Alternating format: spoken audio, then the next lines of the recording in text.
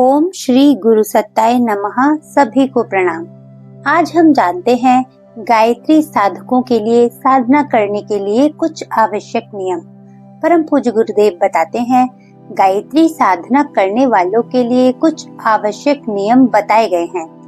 पहला है, शरीर को शुद्ध करके साधना पर बैठना चाहिए। साधारणतः स्नान के द्वारा ही शुद्धि होती है, पर किसी विवशता, ऋतु प्रतिकूलता या अस्वस्थता की दशा में हाथ मुंह धोकर या गीले कपड़े से शरीर पोंछकर भी काम चलाया जा सकता है। दूसरा, साधना के समय शरीर पर कम से कम वस्त्र रहने चाहिए। शीत की अधिकता हो तो कसे हुए कपड़े पहनने की अपेक्षा कंबल आदि ओढ़कर शीत निवारण कर लेना उत्तम है। तीसरा, साधना के समय एकांत खुली हवा की एक ऐसी जगह ढूंढनी चाहिए जहां का वातावरण शांतिमय हो। खेत, बगीचा, जलाशय का किनारा, देव मंदिर इस कार्य के लिए उपयुक्त होते हैं, पर जहां ऐसा स्थान मिलने की असुविधा हो वहां घर का कोई स्वच्छ और शांत भाग भी चुना जा सकता है। चौथा, धुला हुआ वस्त्र पहनकर साधना करना उचित है। पांचवा, पालथी मारकर सीधे साधे ढंग से बैठना चाहिए। कष्ट साध्य आसन लगाकर बैठने से शरीर को कष्ट होता है और बार बार मन उचटता है, इसलिए इस तरह बैठना चाहिए कि देर तक बैठे रहने में असुविधा ना हो। छठा, रीढ़ की हड्डी को सदा सीधा रखना चाहिए। कमर झुकाकर बैठने से मेरुदंड टेढ़ा हो जाता है और सुषुम्ना नाड़ी में प्राण का आवागमन होने में बाधिका पड़ती है। सातवां, बिना बिछाए जमीन पर साधना करने के लिए ना बैठना चाहिए। इससे साधना काल में उत्पन्न होने वाली शारीरिक विद्युत जमीन पर उतर जाती है। घास या पत्तों से बने हुए आसन सर्वश्रेष्ठ हैं। कुश का आसन, चटाई, रस्सियों का बना फर्श सबसे अच्छे हैं। इनके बाद सूती आसनों का नंबर है। ऊन तथा चर्म के आसन तांत्रिक कर्मों में प्रयुक्त होते हैं। आठवां, माला तुलसी या चंदन की ही लेनी चाहिए। रुद्राक्ष, लाल चंदन, शंख आदि की माला गायत्री के तांत्रिक प्रयोगों में प्रयुक्त होती हैं। नवा, प्रातः काल 2 घंटे तड़के से जप आरंभ किया जा सकता है। सूर्य अस्त होने के 1 घंटे बाद तक जप समाप्त कर लेना चाहिए। 1 घंटा शाम का, 2 घंटे प्रातः के, कुल 3 घंटों को छोड़कर रात्रि के अन्य भागों में गायत्री की दक्षिण मार्गी साधना नहीं करनी चाहिए। तांत्रिक साधनाएं अर्धरात्रि के आसपास की जाती हैं। 10वां, साधना के लिए 4 बातों का विशेष रूप से ध्यान रखना चाहिए। पहला, चित्त एकाग्र रहे, मन इधर उधर ना उछलता फिरे। यदि चित्त बहुत दौड़े तो उसे माता की सुंदर छवि के ध्यान में लगाना चाहिए।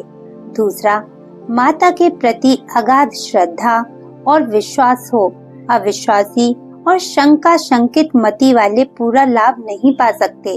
तीसरा, दृढ़ता के साथ साधना पर अड़े रहना चाहिए।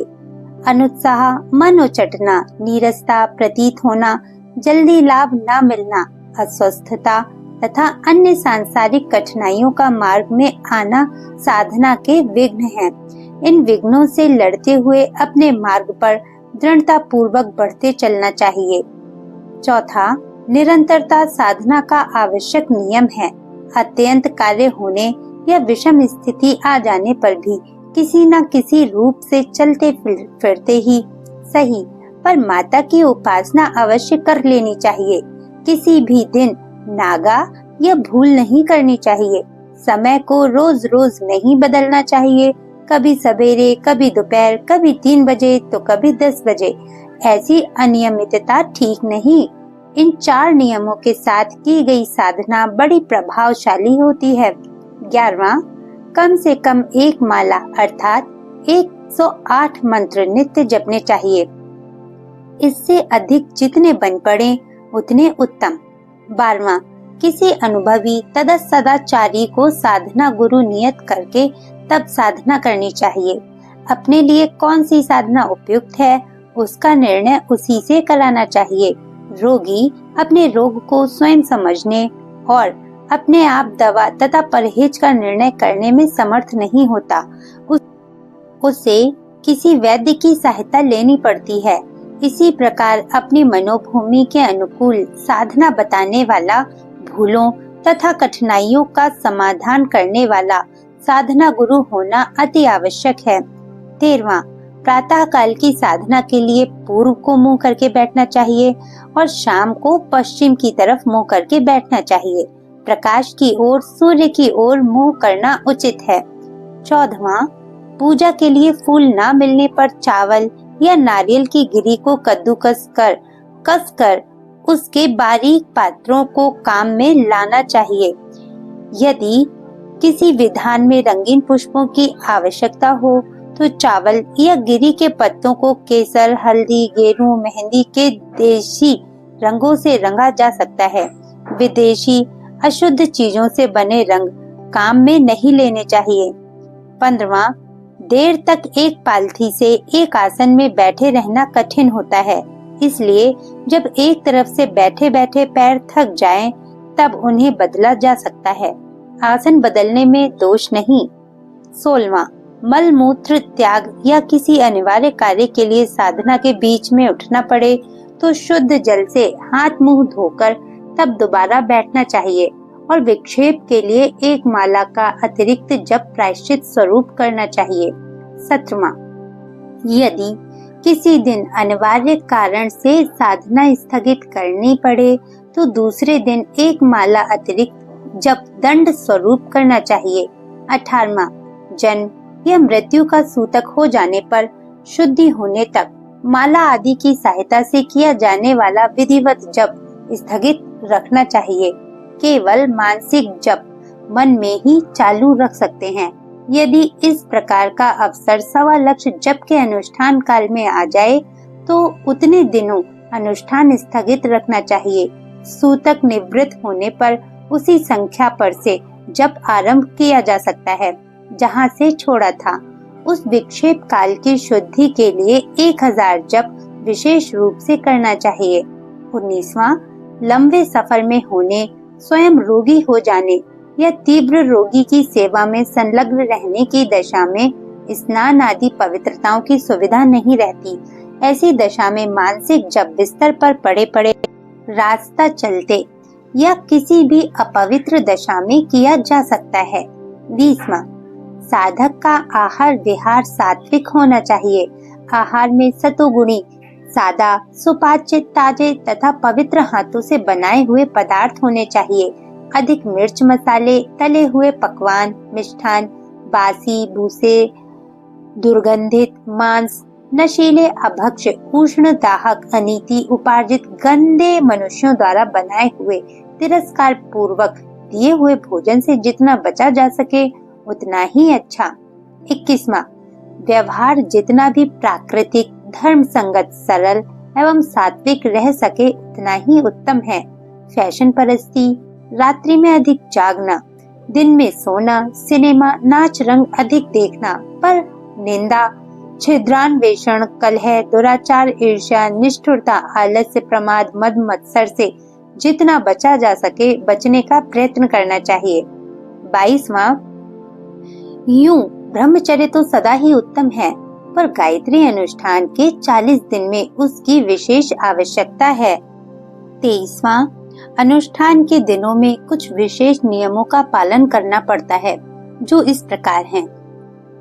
थोड़ी के सिवाय सिर के बाल ना कटाएं, थोड़ी के बाल अपने हाथ से ही बनाएं, चारपाई पर ना सोएं, तख्त या जमीन पर सोना चाहिए।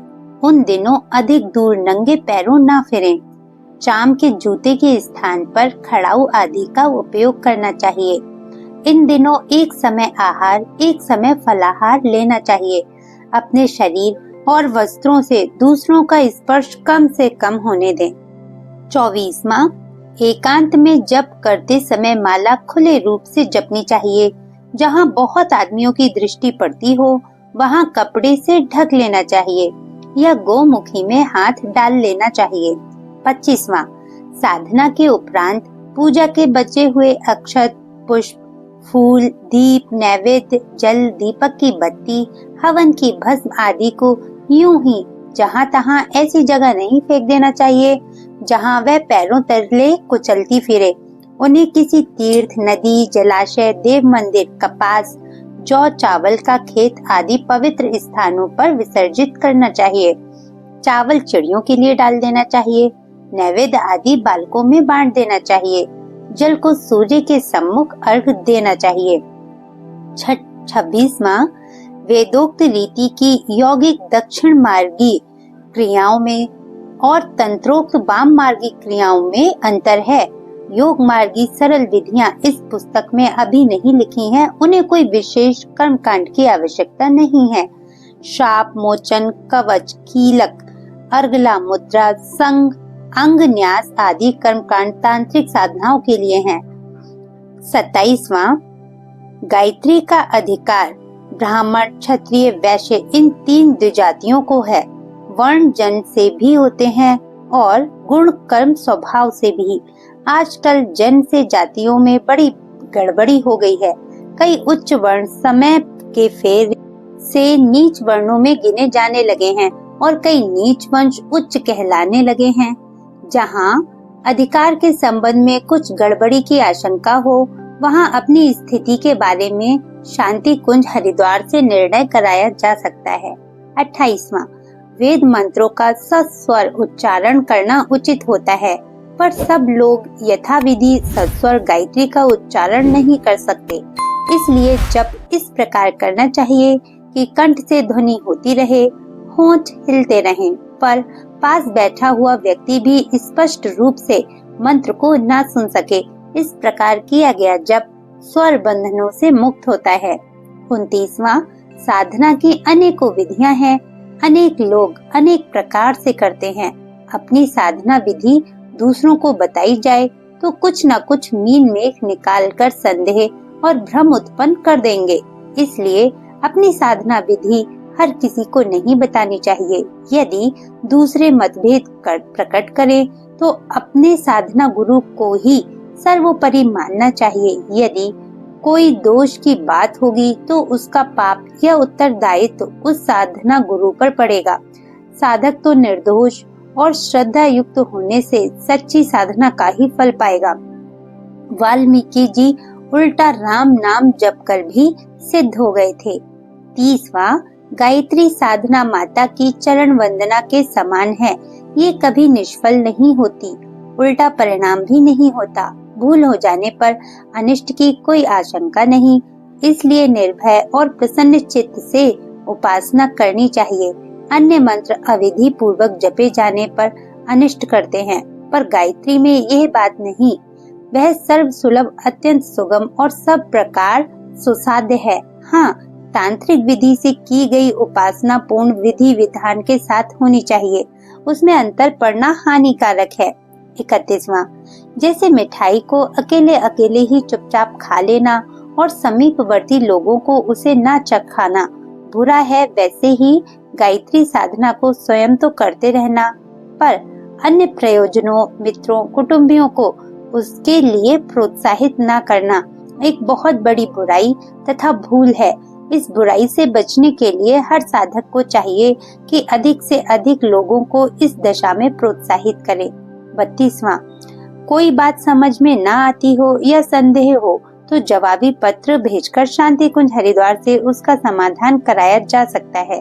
33वां, माला जपते समय सुमेरु यानी माला के आरंभ का सबसे बड़ा दाना, इसका उल्लंघन नहीं करना चाहिए। एक माला पूरी करके उसे मस्तक तथा नेत्रों से लगाकर पीछे की तरफ उल्टा ही वापस कर लेना चाहिए। इस प्रकार माला पूरी होने पर हर बार उलटकर ही नया आरंभ करना चाहिए। अपनी पूजा सामग्री ऐसी जगह रखनी चाहिए जिसे अन्य लोग अधिक स्पर्श न करें। सभी का धन्यवाद। आपका दिन शुभ हो। ओम शांति। आप अपना बहुत बहुत ख्याल रखिए।